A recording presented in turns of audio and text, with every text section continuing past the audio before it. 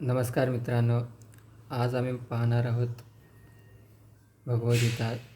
आज वाचणार आहोत भगवद्गीतामधला दुसरा अध्याय.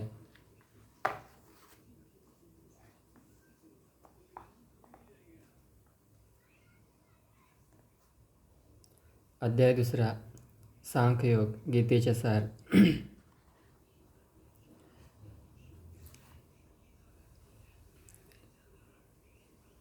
संजय म्हणाला, करुणेने भरवलेल्या, मन खचलेल्या आणि अश्रूने नेत्र भरून आलेल्या अर्जुनाला पाहून मधुसूदन कृष्ण पुढील प्रमाणे म्हणाला.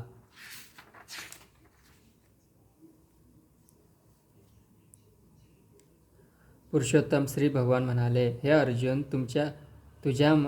तुझ्यामध्ये अशा अशुद्ध गोष्टी कशा आल्या? ज्या मनुष्याला जीवनाच्या मूल्यांचे ज्ञान आहे, त्याला या मोहमायी गोष्टी मुळीच शोभत नाहीत. असा मोह मनुष्याला उच्चतर लोकांमध्ये नेण्यात नाही, तर त्यांच्या दुष्कीर्तीला कारणीभूत होतो. हे पार्थ, अशा हीन नपुंसकतेची कास धरू नकोस. असे करणे तुला शोभत नाही.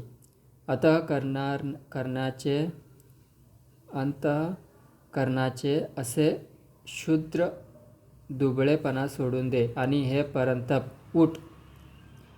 अर्जुन म्हणाला,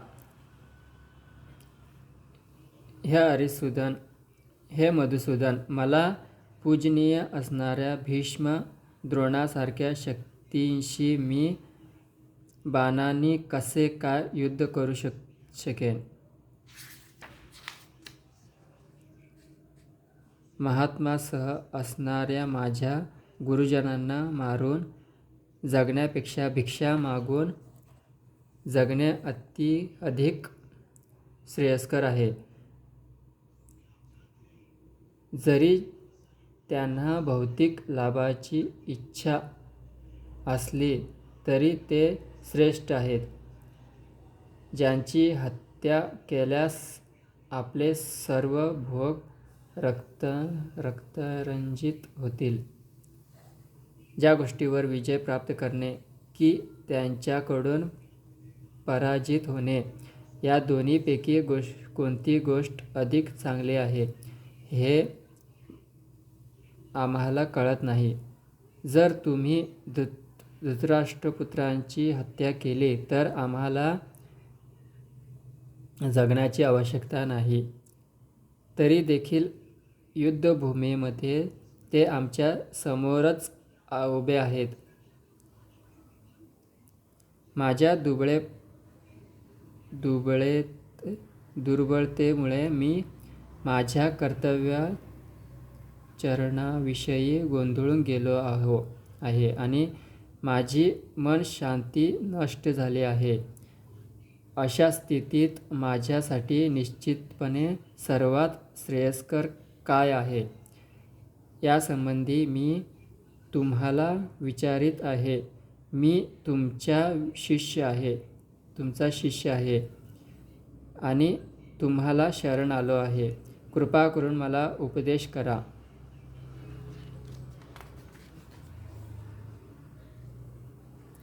माझी इंद्रिये शुष्क करून पाहणाऱ्या शोकाला ज्यायोगे नाहीसे करता येईल, अशा उपायच मला दिसत नाही. स्वर्गातील देवासारखे सार्वभौम असलेल्या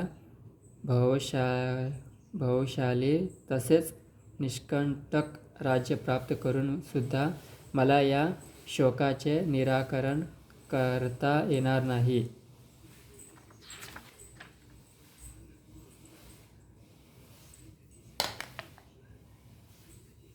संजय म्हणाला, याप्रमाणे बोलून माझ्या झाल्यावर परंतप अर्जुन श्रीकृष्णांना हे गोविंद मी युद्ध करणार नाही असे म्हणून स्तब्ध झाला. हे भरतवंशजा, त्यावेळी दोन्ही सैन्यांचा मधोमध उभे राहून हास्य करणारे श्रीकृष्ण खिन्न झालेल्या अर्जुनाला याप्रमाणे म्हणाले.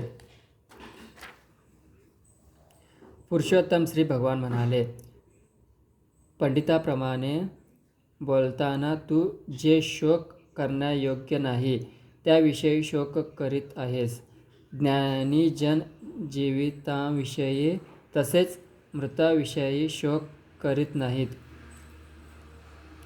ज्या काळी मी, तू आणि हे सर्व राजे अस्तित्वात नव्हते असा काळ कधीही नव्हता आणि भविष्यकाळात आपण शिस्तित्वहीन होणार असेही नाही.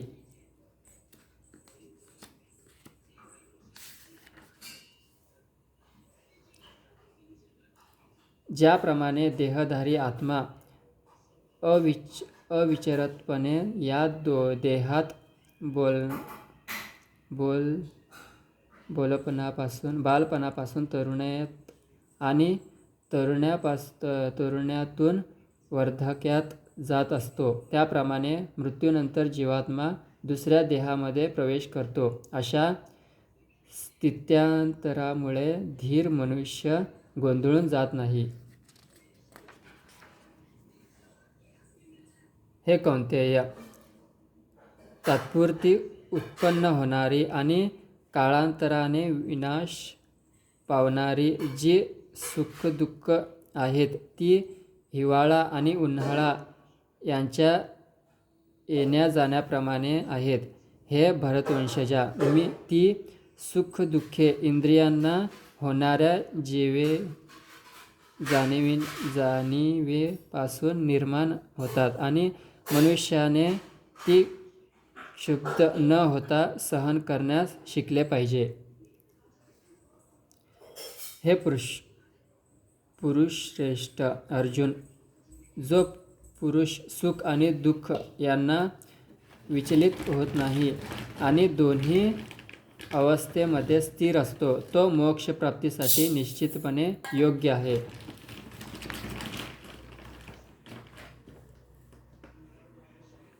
तत्वदर्शी पुरुषांनी असा निष्कर्ष काढला आहे की असत वस्तू भौतिक शरीर चिरकाळ टिकू शकत नाहीत आणि सतत वस्तू जीवात्मा परिवर्तनीय असतात.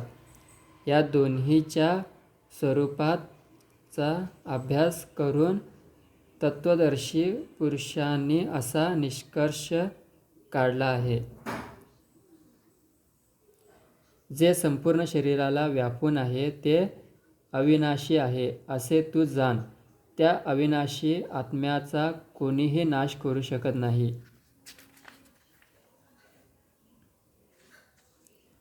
अविनाशी, अमर्याद आणि शाश्वत जीवात्म्याच्या शरीराचा निश्चितपणे अंत होणार आहे. म्हणून हे भरतवंशजा, तू युद्ध कर. जीवात्मा मारणारा आहे किंवा मारला जातो असे मानणारा मनुष्य अज्ञानात असतो, कारण जीवात्मा मारित नाही किंवा मारलाही जात नाही.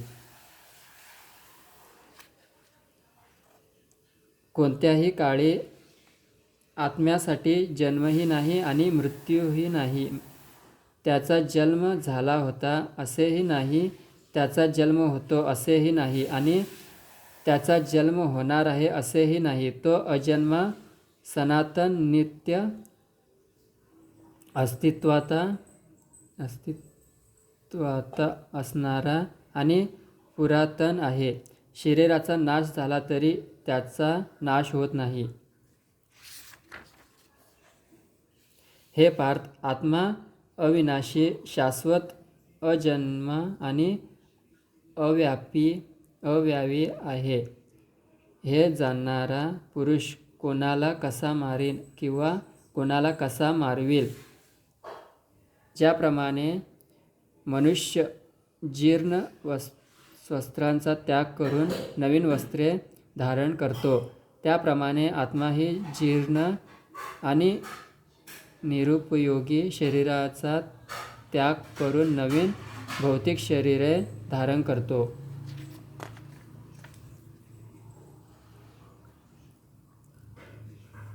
ह्या आत्म्याचे कोणत्याही शस्त्राद्वारे तुकडे करता येत नाहीत. अग्नीद्वारे त्याला जाळता येत नाही, पाण्याद्वारे त्याला भिजवता येत नाही, तसेच वाऱ्याने त्याला सुकविता येत नाही. हा आत्मा अविद्राव्य तथा न तुटणारा आहे आणि त्याला सुकविणे किंवा जाळणेही शक्य नाही. हा नित्य, सर्वव्यापी, अपरिवर्तनीय, निश्चल आणि शाश्वत आहे. हा आत्मा अदृश्य, कल्पनातीत आणि अपरिवर्तनीय आहे असे म्हटले जाते.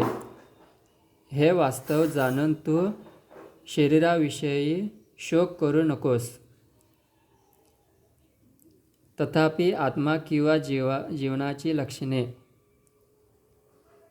नित्य जन्मतो आणि नित्य मृत्यू होतो असे जरी तुला वाटत असले तरी हे महाभाहो, तू शोक करणे योग्य नाही.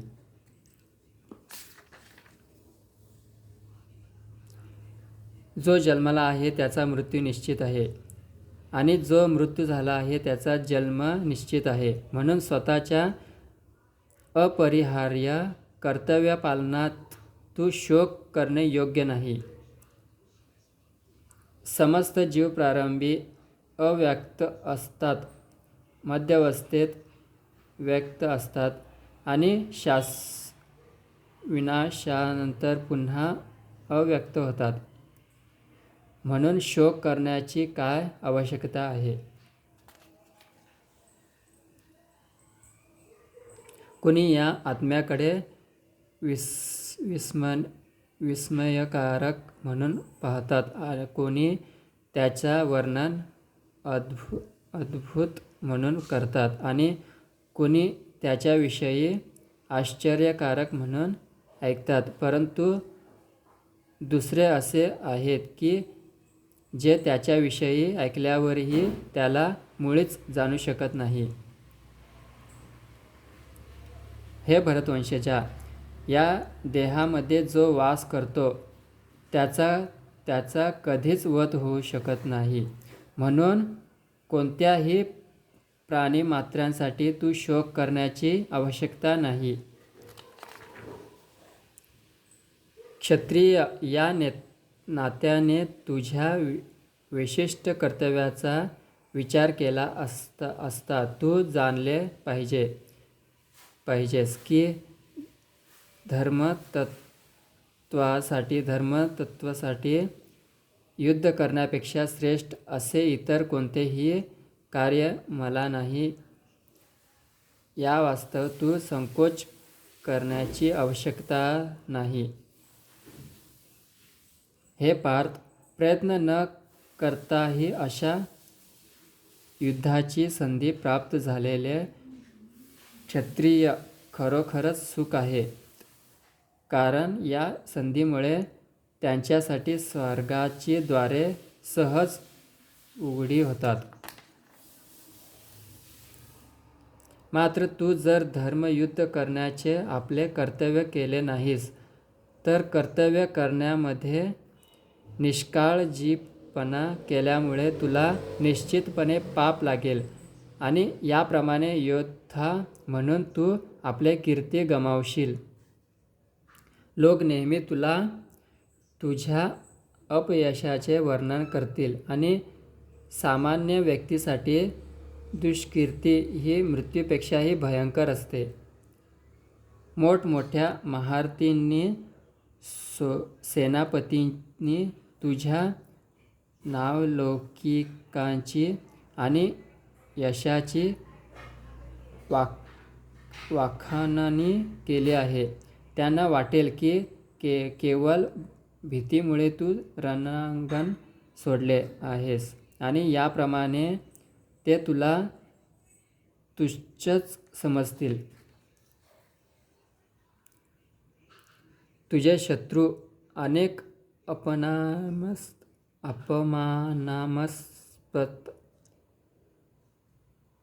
अपमानास्पद शब्दात तुझे वर्णन करतील आणि तुझ्या योग्यतेचा उपहास करतील.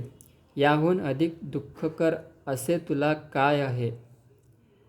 हे कौंतेय, रणभूमीवर तू मारला जाशील आणि तुला स्वर्गप्राप्ती होईल, किंवा तू विजयश्री प्राप्त करून पृथ्वीचे साम्राज्य उपभोगशील. म्हणून दृढनिश्चयी होऊन उठ आणि युद्ध कर. सुख अथवा दुःख, लाभ अथवा हानी, जय अथवा पराजय याचा विचार न करता तू युद्धासाठी म्हणून युद्ध कर. असे केल्याने तुला पाप लागणार नाही. आतापर्यंत या ज्ञानाची पृथक्करणात्मक माहिती मी तुला सांगितली आहे. आता मी निष्काम कर्म कसे करावे याचे वर्णन करतो, ते ऐक. हे पार्थ, या ज्ञानाच्या आधारे काय केल्याने तू कर्मबंधनातून मुक्त होऊ शकशील?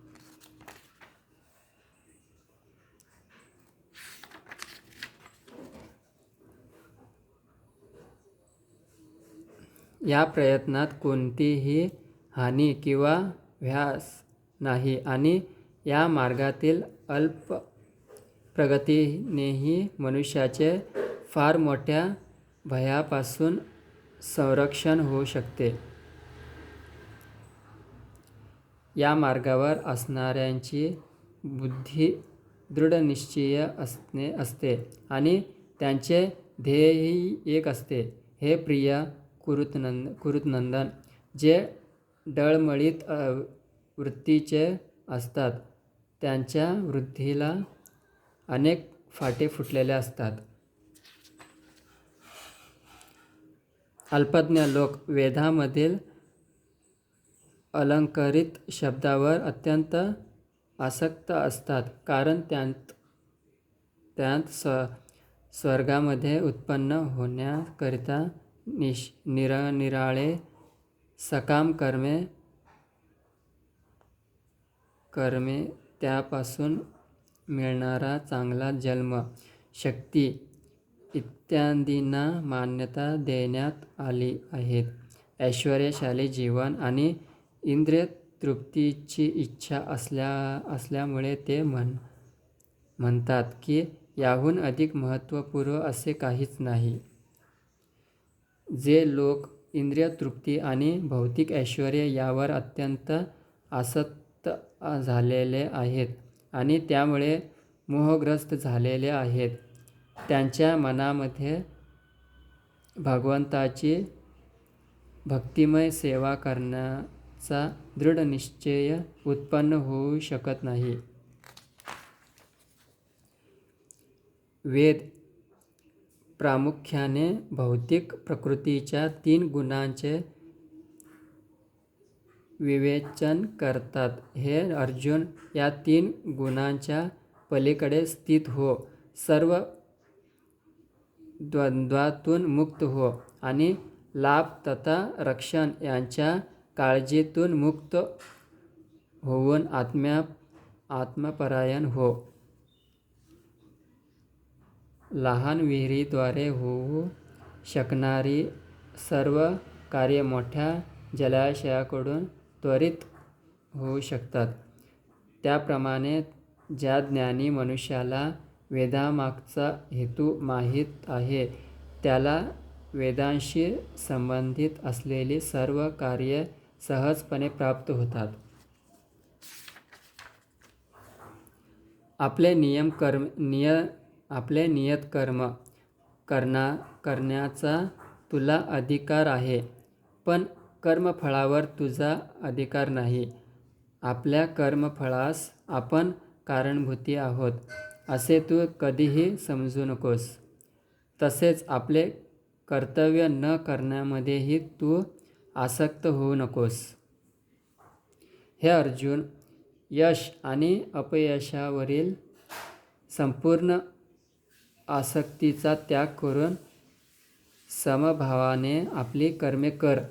अशा समभावालाच योग असे म्हटले जाते. हे संजय, भक्तिमय संवेदद्वारे सर्व निंद्य कर्मांद्वारे दूर सार आणि त्या भावनेमध्येच भगवंतांना शरण जा, जे आपल्या कर्मफळांचा उपभोग घेऊ इच्छितात ते कृपणच आहेत. भक्तिपूर्ण सेवा करणारा मनुष्य या जन्मात सुद्धा चांगला आणि वाईट कर्मापासून मुक्त होतो. म्हणून तू योगयुक्त होण्याचा प्रयत्न कर, कारण योग हेच सर्व कर्मातील कौशल्य आहे. याप्रमाणे महान ऋषीभूमी अथवा भक्तगण भगवंताच्या भक्तिमय सेवेमध्ये संलग्न होऊन भौतिक जगातील कर्मफळातून मुक्त होतात. त्यानंतर ते जन्ममृत्यूचा चक्रातून मुक्त होऊन सर्व दुःखाच्या पलीकडील स्थानाची भगवत भक्तिधामाची प्राप्ती करतात. जेव्हा तुझी बुद्धी या मोहरूपी घनदाट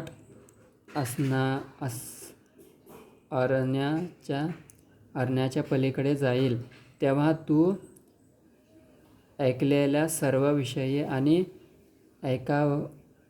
ऐकावयाचे आहेत अशा सर्व विषयी उदासीन होशील. जेव्हा तुझे मन वेदांच्या डौलदार अलंकारित भाषेने विचलित न होता आत्मसाक्षात्कारामध्ये समाधिस्थ होईल, तेव्हा तुला दिव्य भावनेची प्राप्ती होईल. अर्जुन म्हणाला, हे कृष्ण, ज्याची भावना अशी समाधिस्थ झाली आहे, त्यांची लक्षणे काय आहे?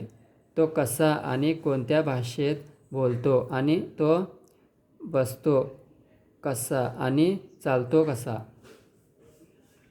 श्री भगवान म्हणाले, हे पार्थ, मनुष्य जेव्हा मानसिक वितर्कमुळे उत्पन्न झालेल्या इंद्रियतृप्तीच्या सर्व प्रकारच्या इच्छांना त्याग करतो आणि याप्रमाणे त्याचे शुद्ध झालेले मन जेव्हा केवळ आत्म्यामध्येच संतुष्ट होतो, तेव्हा तो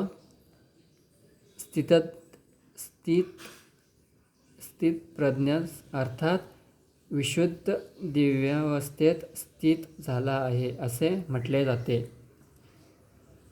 ज्या साधकाचे मन त्रिविध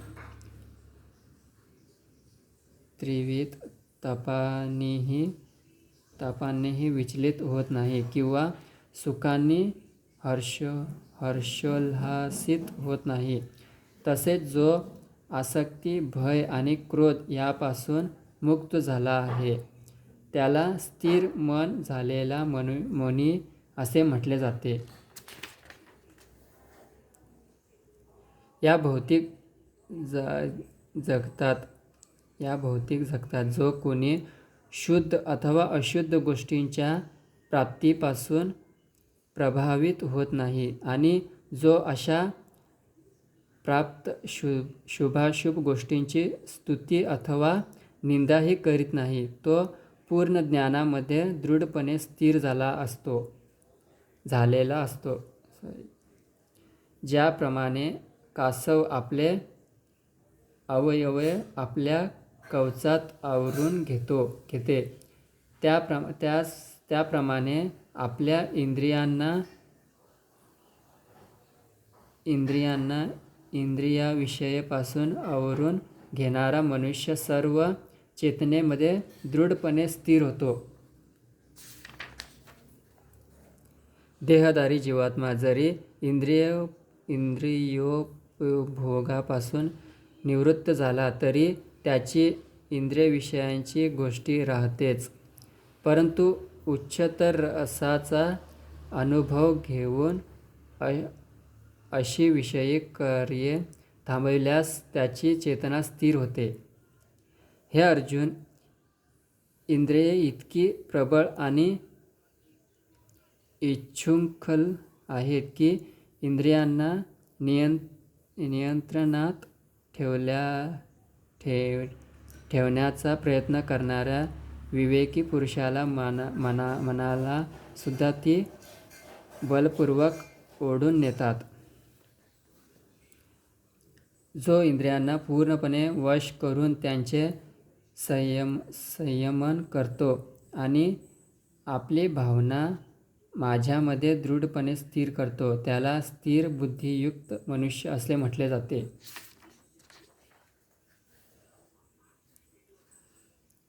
इंद्रियविषयांचे चिंतन करीत असताना मनुष्याची त्या विषयांच्या ठिकाणी आसक्ती वाढत जाते. अशा आसक्तीपासून काम उत्पन्न होतो आणि कामापासून क्रोध प्रकट होतो. क्रोधापासून समोह निर्माण होतो आणि मोहापासून स्मृती भ्रमित होते. स्मृती भ्रमित झाल्यानंतर बुद्धीचा नाश होतो आणि बुद्धीचा नाश होतो तेव्हा मनुष्याचे पुन्हा भौतिक अंधकोपात पतन होते. पण आसक्ती आणि अनासक्ती यापासून मुक्त असणारा आणि स्वातंत्र्याच्या नियामक तत्वानुसार इंद्रियांना नियंत्रित करण्यामध्ये समर्थ असणारा मनुष्य भगवंताची पूर्ण कृपा प्राप्त करू शकतो. याप्रमाणे संतुष्ट झालेल्या कृष्ण भावनेमध्ये व्यक्तीसाठी भौतिक अस्तित्वाचे त्रिविध ताप नाहीसे होतात आणि अशा प्रसन्न भावनेमध्ये व्यक्तीची बुद्धी त्वरितच स्थिर होते. भगवंताशी संबंधित कृष्ण भावनेमध्ये नसणाऱ्या व्यक्तीची बुद्धी दिव्य नसते किंवा त्याचे मनही स्थिर नसते. दिव्य बुद्धी आणि स्थिर मनापासून शांती प्राप्त होण्याची शक्यताच नाही आणि शांती वाचून सुख प्राप्ती कशी होऊ शकते. ज्याप्रमाणे सोसाट्याचा बलशाली वायू पाण्यातील नाव इतस्तत ओढून नेतो, त्याप्रमाणे मनही भटकणाऱ्या कोणत्याही एक इंद्रियावर केंद्रित झाले तर ते इंद्रिय मनुष्याची बुद्धी हरण करते. म्हणून हे भाहो, ज्यांची इंद्रिये विषयापासून नियंत्रित केलेली असतात, ज्याची बुद्धी निश्चितपणे स्थिर झालेली असते, सर्व जीवांची जी रात्र असते ती आत्म्यसंयमी मनुष्याच्या जागृतीची वेळ असते आणि सर्व जीवांची ती जागृतीची वेळ असते ती आत्मनिरीक्षण करणाऱ्या मुनीची रात्र असते.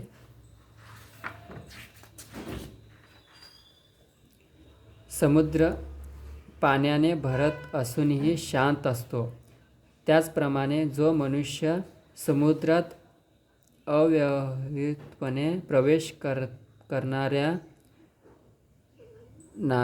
नाह्यरूपी कामेच्छांच्या प्रवाहाने विचलित होत नाही, तोच शांती प्राप्त करू शकतो. आणि अशा इच्छा तृप्त करण्यासाठी संघर्ष करणाऱ्याला शांती प्राप्त होत नाही. ज्या मनुष्याची इंद्रिय तृप्तीच्या सर्व इच्छांना त्याग केला आहे, जो निःस्पृह अथवा इच्छारहित जीवन जगत आहे. ज्याने स्वामित्वाच्या भावनांचा पूर्णपणे त्याग केला आहे, त्यांच्या ठिकाणी मिथ्य अहंकारी नाही, तोच केवळ खरी शांती प्राप्त करू शकतो. आध्यात्मिक आणि दिव्य जीवनाचा हाच मार्ग आहे आणि ज्यांची तृप्ती झाल्यावर मनुष्य मोहित होत नाही. मृत्यूचा शेवटच्या क्षणीही जर एखादा याप्रमाणे स्थित असेल तर तो भगवत